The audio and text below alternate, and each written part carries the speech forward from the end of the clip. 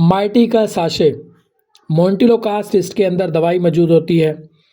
छोटे बच्चों को खांसी, नमूनिया, नज़ला, ज़ुकाम, छाती से आने वाली मुख्तलिफ़ किस्म की जो रेशे की आवाज़ें होती हैं, सांस लेने में दुश्वारी होती है, सीने की जकड़न और दमा और मौसमी एलर्जी में इंतहाई मुफीद होता है।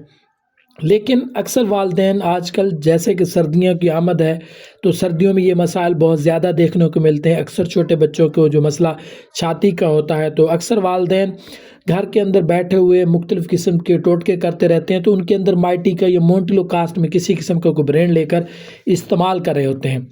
एक दो बार तो आप इसको इस्तेमाल कर सकते हैं, लेकिन अगर आपके बच्चे को शदीद किस्म का नमूनिया है और शदीद किस्म का कोई छाती का इन्फेक्शन है तो खुदा ना खास्ता ऐसी सूरत में भी आप इसको इस्तेमाल करते रहते हैं, तो ऐसा करने से गुरेज़ किया करें। इसको हमेशा सिर्फ़ और सिर्फ मुस्तनद डॉक्टर की हिदायत के मुताबिक इस्तेमाल किया करें।